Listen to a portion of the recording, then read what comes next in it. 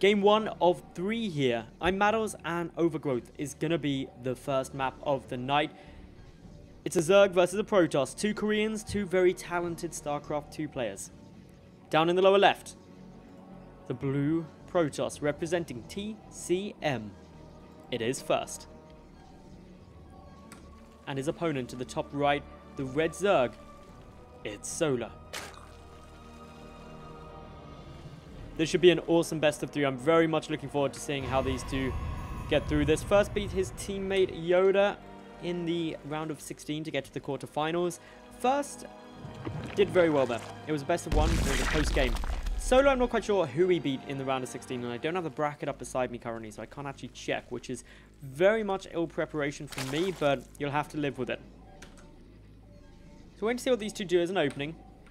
Whether First decides to go too quick into, say, a super fast hatch. Whether he decides to go for a pool first. Maybe a gas first. That he did do early on in the day that I saw him. But it looks like we've got a brief pause. I do not know why. I cannot read Korean. Maybe someone somewhere tuning in today will know what that said. I'll be like, yeah. That's why it is. And leave me a comment or say something in the chat. Maybe speculate amongst yourselves.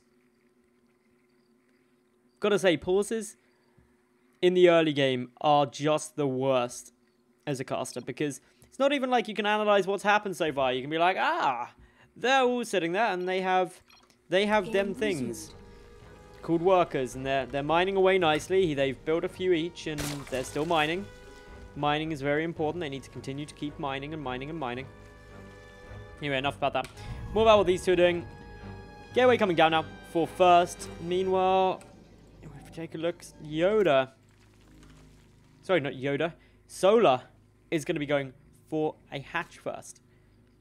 Playing this very greedy at the moment. Could go hatch, pool. Depends how confident that he is. His opponent would go for a gateway opening on this map. I'd be fairly confident, considering we've got the second drone coming down. Certainly a decent possibility. Just checking to make sure there's no cannons or sneaky stuff like that on its way. Second drone coming down wants to be very certain that he's not going to die to a cannon rush or any shenanigans like that. Pylon getting thrown down. This could be... Obviously, we know back, because we've got omnipotence in this map, that there is no forge or anything. But the concern is that there could be something. This patrolling drone may seem a bit strange, but it's to try and prevent any cannon getting down behind. There's the cannons coming through. And Solar knows that he's been duped. Luckily, though, it doesn't matter too much, because if you see that pylon go down, Zerg players, go and defend it. Assume it's a cannon rush, because worst case is you've lost a bit of mining time through doing it if you go and try and defend it. Best case, you've thwarted their cannon rush. If you ignore it, worst case is you lose. You lose the game, just flat out right there, because their cannon rush is successful and you just can't really come back from it. Anyway, third hatch coming down nice and early. This was really early, actually. That was about 3:30.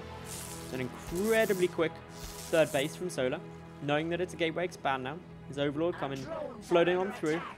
Needs to be a bit careful. His Stalker is on its way out, but it should be able to escape. This probe being a bit of a hero. This probe is not done with harassing everything it can possibly find yet.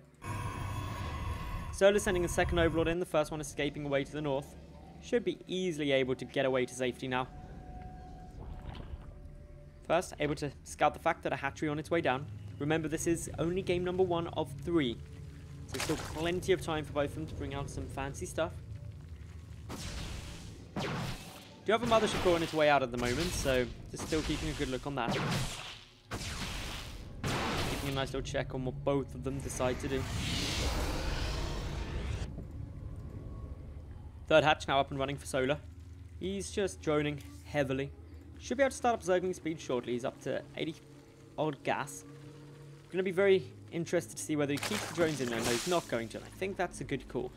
If you go hatch pool, generally you don't get that gas down quick. But getting the speed down means that Solar will have a much more comfortable time in terms of holding map position, preventing things like proxy pylons that I'm sure this probe is going to throw down shortly. Is that probe actually going to get seen? Ooh, no, it's not. Nice little place to hide. Just out of vision of that Zergling. Very nicely done.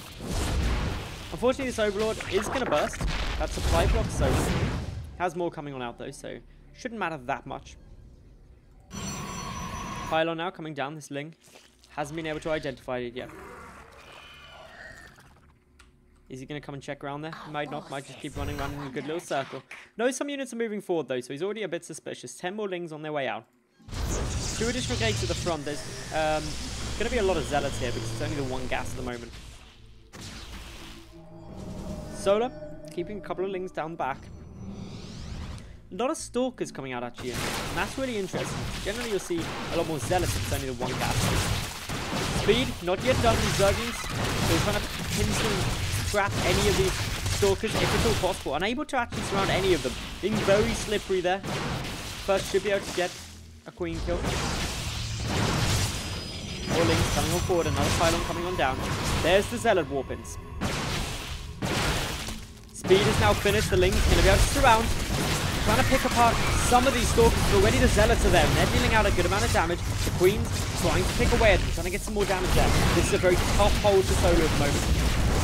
He's able to start working away at some of these Stalkers, which is exactly what he needs to be doing. Picking up the majority of them. He should have enough units now to be able to deal with this. Loses 1 Queen is pretty much it. If we look at the resources lost, 1 Queen, 1 Overlord. In exchange for 6 Stalkers, 6 Zealots, for what may end up being 40-odd Zerglings. Very nice trade at the moment. These Lings still working away nicely. Zealots taking a lot of damage at the moment. They should start all dying very frantically. There we go. That should now shut down most of this pressure. All in all, if we look at the resources lost, that was not worth the first. And Solo is certainly ahead at this stage of the game. Behind this, Robotics Facility just finishing up for first now. He doesn't have a 3rd base. He has gone up to 3 gases. Whereas Solar, adding in the Roach Warren, his lair's almost finished as well. Most definitely going to go into a Roach Hydra style composition. First isn't done yet though. He's adding in a lot more Zealots.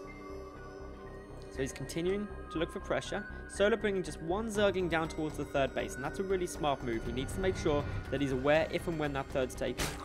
A couple of Roaches going to be popping out soon. Now pretty much shut down these Zealots. Lings come on forward. They go, ah, yes. That's a good few Zealots there. Roach speed also on its way. No sign of a Hydra den.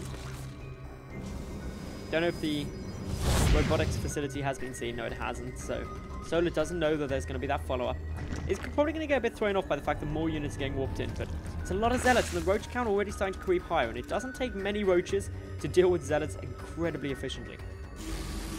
There's the Overseer. Sees the Immortal. That's a very good spot. Knowing that that's coming already. In come the Lings. Trying to just draw these Zealots closer. The Roaches edging on in. More still on their way out. Worker count 51 to 42. More Roaches down the field. These Lings could just try to go around the back to prevent the retreat. Trying to pick up some of these Zealots as they run away.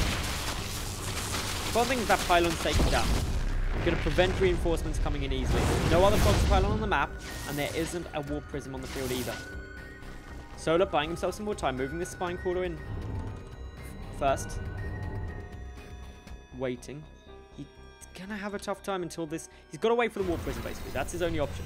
I love this from Solar as well. Just pulling a couple of units down to the right so that he can come in from behind to prevent a retreat. I'm going to discover some units here. And actually try and add in a bit more of a delay. If you can pick up something like a sentry here, it's beautiful for him. Picking up some of these units.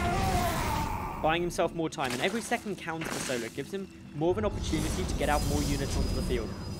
He's got Roach speed now as well, remember. Sending more units ready for the surround. In he goes now. Units from behind. Force field's coming at the front side at the moment. Solar able to force this back from over. He doesn't want to overcommit. Doesn't want to get himself caught out of position. More units coming back from Solar. He's bringing in additional reinforcements. The sentries using some good force fields. One Immortal still remains down on the field, but that's getting picked off quickly. The Lings dispose of that. Solar rushing through this army now. GG is cool, and Solar takes game number 1 of this best of 3.